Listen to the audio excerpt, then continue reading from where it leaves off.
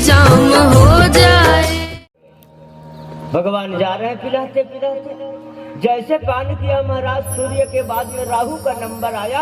राहु को भी भगवान ने पिलाना प्रारंभ किया तो सूर्य चंद्रमा ने तुरंत इशारा कर दिया नारायण भगवान को, नहीं है ये राहु है देवता भगवान नारायण, ये राहु है जो देवता का रूप धारण करके अमृत पान करने के यहाँ पर आए हैं। भगवान ने सोचा राहु है, तुरंत चक्र सुदर्शन निकाला। भगवान ने अपने चक्र सुदर्शन से राहु के धड़ को अलग कर दिया।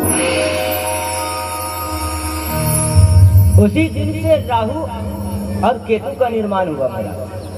राहु का जो सर कटा वो राहु बना और उसका धड़ जो है केतु के रूप में माना जाता है। राहु का सर काटा गया, अमृत तो पान कर लिया था। अमृत पान जैसे एक दो बूंद कंठ में गए थे, हमारा चक्र भगवान ने कट गए महाराज। जो अमृत पान किया था वही पृथ्वी में दो बूंद आकर टपक गए। वही अमृत का बूंद दो बूंद आकर पृथ्वी पर टपका, वही अमृत के प्रभाव से वो लहसुन और प्याज को उत्पत्ति हुआ।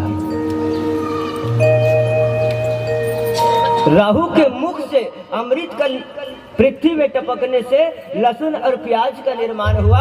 उसी राक्षस के मुख से उत्पन्न होने के कारण और तेज प्रभाव होने के कारण ही देवी देवता में इस लहसुन प्याज का भोग नहीं लगाया जाता। कल तो प्रमाण बता दिया था कि लहसुन प्याज को एक डब्बा में 1 वर्ष भर के रख दो, साल भर बाद खोल कर देखना लहसुन को तोड़कर अंकुर हरा ही मिलेगा। वो अमृत का पहचान है लहसुन और प्याज का। लहसुन और प्याज महाराज 5 वर्ष रख दो नहीं सूखता, देख लीजिएगा, अगले साल बताना। 2 बूंद वही जो है राहु का अमृत पिया हुआ 2 बूंद जो है पृथ्वी पर जाकर टपक गए, धड़ से अलग हो गया। सूर्य चंद्रमा के बताने से राहु का धड़ कटा। उसी के वैर भाव लेने के कारण ही सूर्य और चंद्रमा को राहु ग्रहण पकड़ता है। कल ये भी प्रश्न रखा था कि ग्रहण क्यों पकड़ते हैं। राहु का सूर्य चंद्रमा ने द्रोह के कारण भगवान को बताकर उसके सर को कटवाया। इसी द्रोह के कारण वह राहु जो है समय समय आने पर अमावस्या और पूर्णिमा को सूर्य और चंद्रमा को ग्रहण लगती है। भगवान मोहिनी रूप ने अब इधर मध्यस्थ हो गए महाराज सभी राक्षस। इधर तो देवताओं ने अमृत का पान कर लिया, नारायण भगवान के स्वरूप में प्राप्त किया महाराज, अनेक रूप से प्राप्त हो गए। भगवान के आनंद हो गया। जय जय श्री राम। आइए आइए।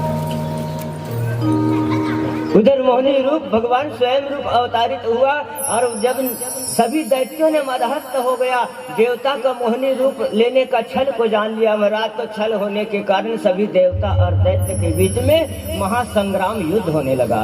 उसी को देवासुर संग्राम के नाम से जाना जाता है। उसी समुद्र के किनारे एक तरफ दैत्य ने भीड़ पड़ा तलवार गदा भाला लेकर के, एक तरफ देवताओं ने निशंका होकर के, क्योंकि मुझे अमृत का सभी देवता ने पान कर लिया, मृत्यु तो नहीं हो सकता है। घनघोर युद्ध हुआ देवता और दैत्यों का। रथ वाले रथ से युद्ध करता है, घोड़े वाले घोड़े से युद्ध करता है, पैदल वाले पैदल से युद्ध करता है। जैसे जैसे वहाँ देवता और दैत्य सवार होकर गए थे, सभी एक आपस में महाघोर संग्राम हो गया। देवासुर संग्राम के नाम से उसी को जाना गया।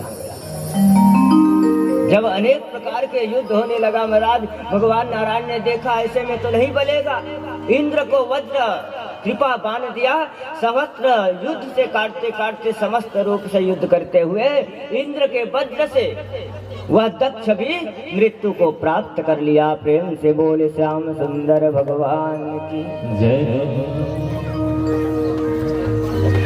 उनके बाद में अनेक प्रकार की कथा, तो अनेक प्रकार के महाराज घुसोगे तो बहुत कथा है, और संक्षिप्त रूप में बताते हुए तो हमारा समय व्यतीत हुआ है। पूर्ण रूप से हम कथा बताए तो आनंद आए।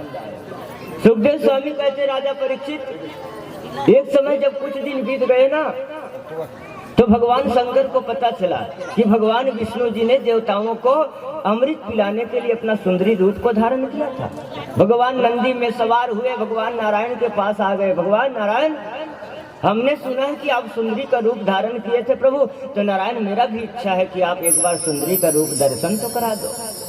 भगवान भोलेनाथ मदारी के रूप लेकर के भगवान ने स्वयं सुंदरी का दर्शन करने भगवान के पास पहुंच गए।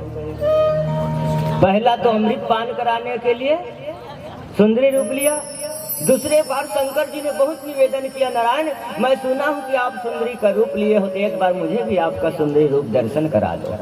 भगवान नारायण ने कहा, क्या भोलेनाथ, हम देवताओं के हित के लिए एक बार क्या सुंदरी बन गए, क्या बार बार स्त्री बनेंगे जी? भगवान का, नारायण एक बार झलक देखना चाहता हूँ प्रभु, एक बार तो सुंदरी रूप दर्शन करा दो।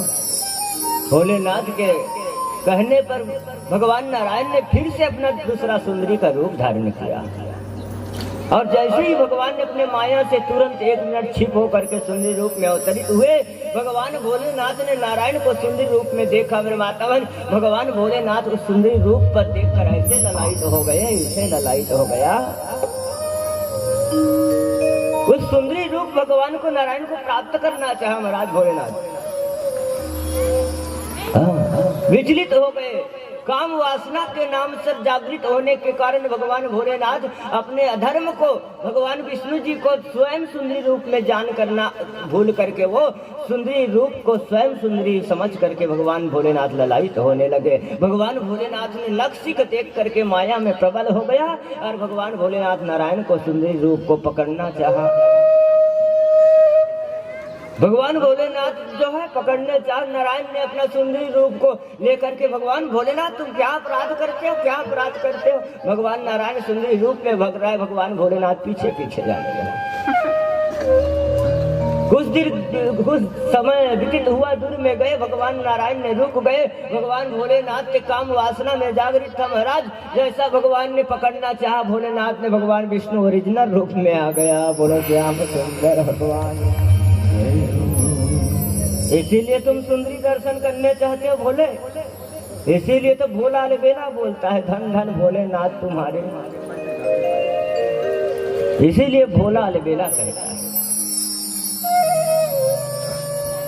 जब भगवान ओरिजिनल वास्तविकता रूप में आया माता बहन, तो भगवान भोलेनाथ तो काम वासना रूप में प्रकट हो गए थे। जब भगवान भोलेनाथ ओरिजिनल रूप को देखा तो लज्जित होकर के वो स्वयं भगने पड़े। भगवान नारायण, क्या अपराध कर दिया था मैं आपके साथ, क्या अपराध कर रहा था? भगवान काम वासना के होने के कारण भोलेनाथ का 2 गुण तत्व में पृथ्वी में टपका, वही तत्व से सोना चांदी और पारस पत्थर का निर्माण हुआ। वही तत्व से सोना चांदी और पारस पत्थर का खदान बना। ऐसा भगवान सुंदरी रूप को अवतरित हुआ।